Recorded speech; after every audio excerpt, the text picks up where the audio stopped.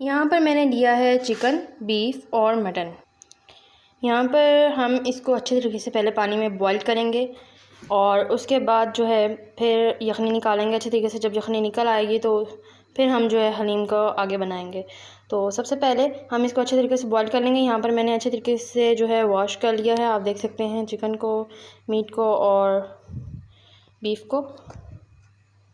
मैंने यखनी को अच्छे तरीके से पका लिया क्योंकि बड़ा गोश्त और छोटा गोश्त है तो ऊपर जो है ऑयल आएगा। ये ऑयल अगर आप उतारना चाहें तो आप उतार सकते हैं क्योंकि ये चर्बी का ऑयल है। तो यहाँ पर मैंने यखनी को ठंडा कर लिया और बोटियों को मैंने अलग कर लिया। तो बोटियाँ मैं आपको दिखाती हूँ जो मैंने अलग की हैं। इसमें अभी 1-2 बोटियाँ रह गई हैं। मैंने बोटियों को अलग करके इसको मैंने छोटे छोटे पीसेस में इसको तोड़ लिया है। बिल्कुल इस तरह से आपने भी तोड़ लेना है।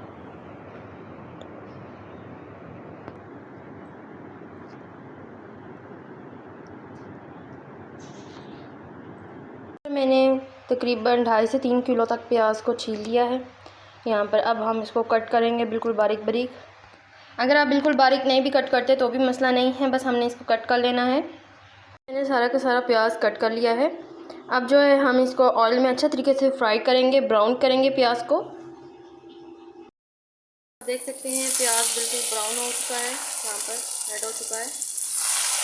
हल्के से ऑयल में हमने ब्राउन कर लिया है। अब हमने इसको ग्राइंड कर लेना है अच्छे तरीके से। यहाँ पर आपको मसाले दिखा दूँ। यहाँ पर मैंने लिए हैं 2 cooking oil, cooking quick cook के हलीम के डब्बे, तो आप शान के भी ले सकते हो। तो यहाँ पर जो हमने नींबू लिए हैं 15 से 20 और धनिया लिया है काफ़ी सारा, ये हमने बिल्कुल आखिर में शामिल करना है, पहले शामिल नहीं करना है। इसमें जो हमारे पास नमक और मसाला होगा, यहाँ पर एक तो दालें हैं, दालें हमने बाद में शामिल करनी है, पहले हमने मसाला शामिल करने हैं। यहाँ पर 2 पैकेट होंगे तो पहले हमने मसाले शामिल करने हैं और साथ में प्याज को ग्राइंड करके शामिल करना है। अब हम प्याज को ग्राइंड कर लेते हैं। आप देख सकते हैं मैंने बोटियों का जो है रेशा करके इसमें शामिल कर दिया था। इसको अब हम पकने देंगे पहले, क्योंकि मैंने ठंडी कर दी थी यखनी। अब जो है गर्म करेंगे दोबारा से। प्याज ले लिया है ग्राइंड करने के लिए, आप देख सकते हैं। आधा जो है मैंने यहाँ पर कढ़ाई में छोड़ दिया है, ये बिल्कुल आखिर में शामिल करेंगे हम। मैंने प्याज का पेस्ट बना लिया है, अब शामिल करेंगे यखनी में। यखनी में शामिल करेंगे प्याज। जो प्याज जग में लगा रह गया उसको हल्का सा पानी लगा के शामिल कर लेंगे। दोनों मसाले शामिल करने हैं। मसालों में सिर्फ हम नमक शामिल करेंगे और कुछ भी नहीं शामिल करेंगे क्योंकि वरना मिर्चें बहुत ज़्यादा तेज़ हो जाएंगी। यहाँ पर हमने 1 पैकेट शामिल कर दिया है, अब हम दूसरा पैकेट भी शामिल करेंगे।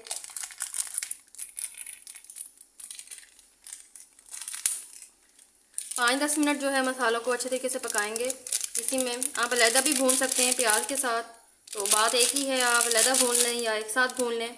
तो यहाँ पर अब हमने अच्छे तरीके से पकाना है। बीफ, मटन और चिकन जो था उसका ऑयल जो था ऊपर आ चुका था, इस वजह से मैंने ऑयल शामिल नहीं किया। इसको पकने देंगे 15 मिनट, हम पकने देंगे इस तरीके से। 15 मिनट जब ये पक जाएगा फिर हम दालें शामिल करेंगे।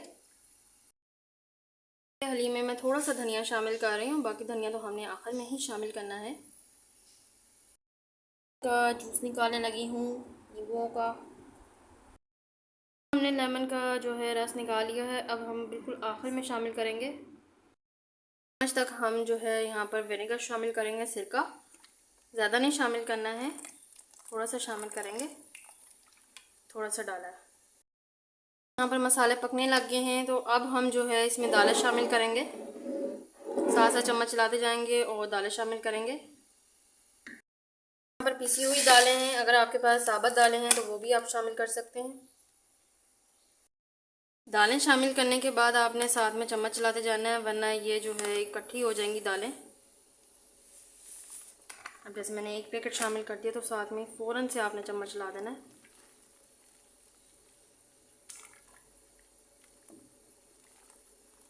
अच्छे तरीके से चम्मच चलाएंगे ताकि जैसे यहाँ पर ये देखें गठलियाँ सी बन रही हैं तो ये ना बने, इसको आपने फटाफट ख़त्म करना है।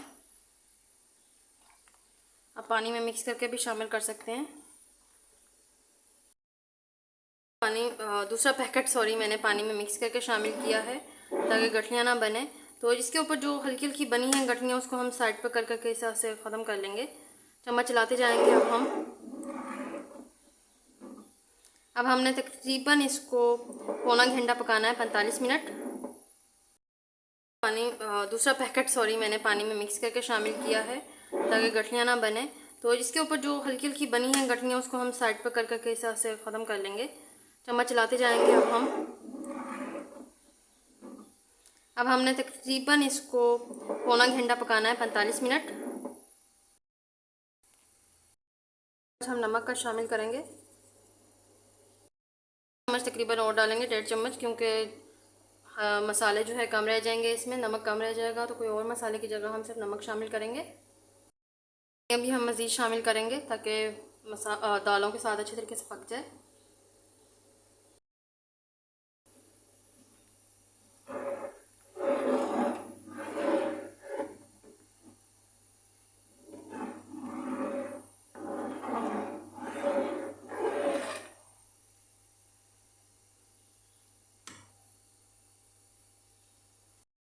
इसको भी हम हलीम में शामिल कर देंगे।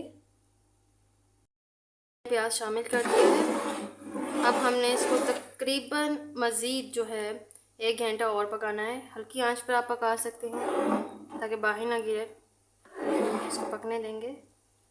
तो रेड ब्राउन प्याज भी इसमें शामिल कर दिया है हमने ताकि जायका अच्छा हो सके हलीम का।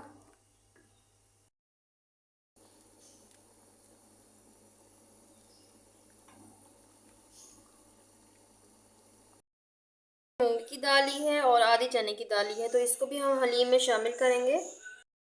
यहाँ पर हम दाल शामिल करेंगे।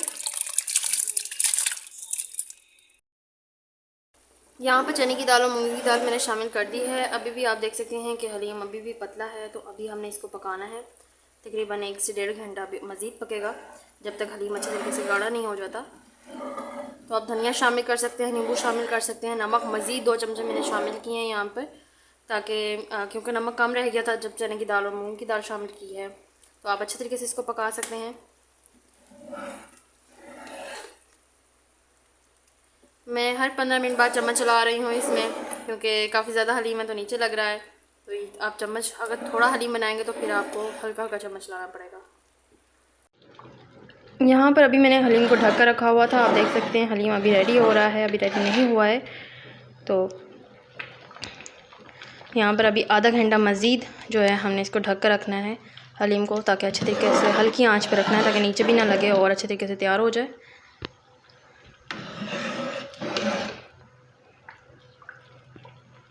यहाँ पर आप देख सकते हैं हलीम गाढ़ा हो चुका है।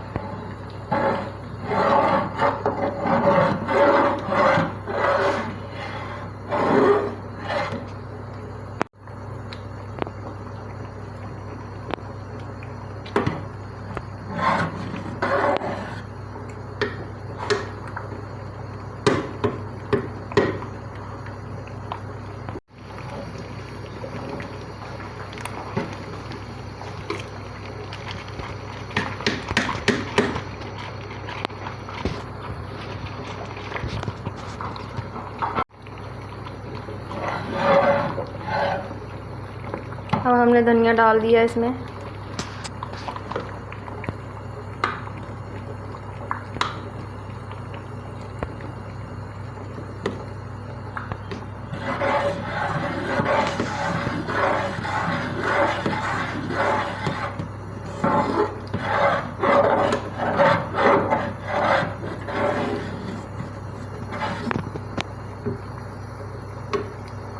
मैंने थोड़ी सी हल्दी शामिल की है और थोड़ा सा नमक और थोड़ा सा सिरका। यहाँ पर हमारा हलीम रेडी हो चुका है, बिल्कुल बाज़ारी हलीम तैयार हुआ है। अब आप इसको सर्व कर सकते हैं, बाउल में डाल सकते हैं।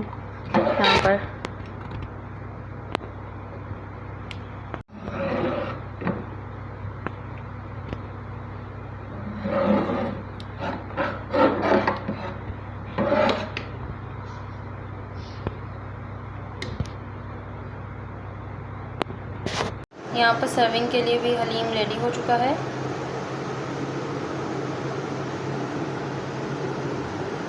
आप देख सकते हैं बहुत ही मज़ेदार खुशबू आ रही है और बहुत ज़्यादा टेस्टी बना है। यहाँ पर बाज़ार से ज़्यादा यमी और टेस्टी बना है। नींबू आप इस्तेमाल किए हैं मैंने यहाँ पर, और सिरका इस्तेमाल किया है इसमें।